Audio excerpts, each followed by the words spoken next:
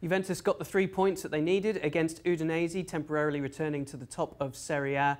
2 goals for Ronaldo, both of them first-time finishes in the first half, before one from Leonardo Bonucci made the game pretty much dead and buried at half-time.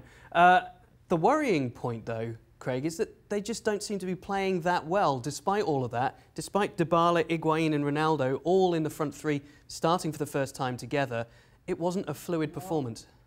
And you know, it's a criticism that seems to have been levelled at them since the minute Sarri got in the first game. And I think Lazio last week, the defeat yes. To Lazio 3-1 was, I think it was the first defeat of the season. However, people and fans, Juventus fans, just not been convinced that, you know, and I think ultimately there's a sense that, yeah, Ronaldo's been in the headlines previously because was he carrying an injury? Because he didn't seem to be as sharp as we've come to accustom. He was taken off in Russia in the Champions League, and then he was taken off the following week in a domestic game. Then he goes away with Portugal, plays all the games, scores, and says, "No, I'm fit," and blah blah blah. And so, can you throw more questions Sarri's way?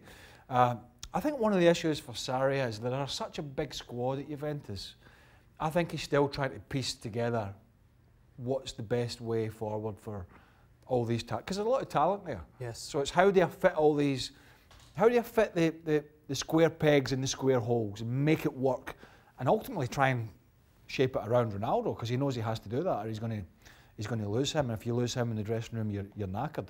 So it's back to winning ways, but still a little bit unconvincing, which is, you know, and I think Gab Marcotti, our colleague, has been on the FC show and said, look, Sarri's almost gone against the grain of what he wants to try and appease some of these players, because it's, you know, at Napoli his teams played great football, at Chelsea not so much, it was a little bit pedestrian, but we haven't really seen any of that Napoli flair in this Juventus team so far. We might do, but we haven't really seen it so far.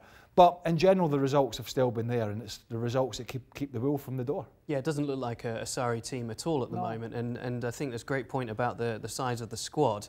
The players were putting pressure on for Dybala and Higuain and Ronaldo to all start. And Dybala had a very good game before he was taken off in the second half, and it seemed like that suited Ronaldo. Both finishes were very instinctive from him, and they created a lot, but he could afford to play Dybala at home against Udinese. Elsewhere, I don't think perhaps that's going to be his tendency, because he's worried that maybe they need to do a lot more tracking back to get the results. Yeah, and I don't really see Ronaldo-Higuain partnership, to be quite frank with you. You know, I see Ronaldo now just playing more or less as the number. No, he's not a number 9, but playing as that striker who will just float around a little bit. But ultimately, he's the guy in the box with Dybala behind, as you say, maybe at home. And then he has to figure out something else when he goes away for tougher games.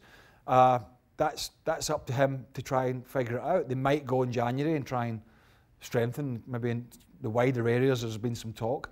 And let's not forget as well, at the other end, at some point, they've got Chiellini to come back, who's been out pretty much all of the season with that bad injury. So, and Cuadrado's been playing fullback for quite a bit of the season. Suspended today, bit of the season as well. So there's a lot of the jigsaw not quite fitting at the moment, but they're hanging in there. Obviously, they're hanging in with Inter, who are their biggest challengers clearly this season, or it seems that way.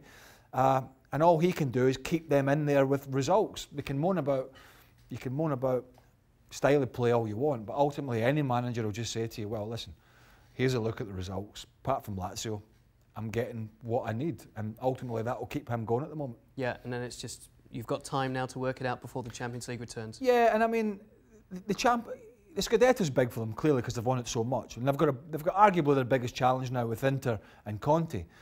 However, that pot of gold at the end of the rainbow for them still has to be Europe.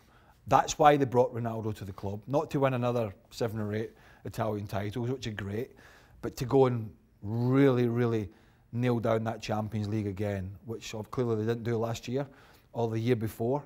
And you know, that's why he's at the club, and I think that's where the pressure will really come on Sarri. Yeah, so they seem to have more tools, but at the moment having trouble working out how to use them at Juventus, and they need to do that before the knockout stages of the Champions League. But it is 3 points and 2 goals for Ronaldo. That's 4 in a row now in terms of games and goals scored for the Bianconeri.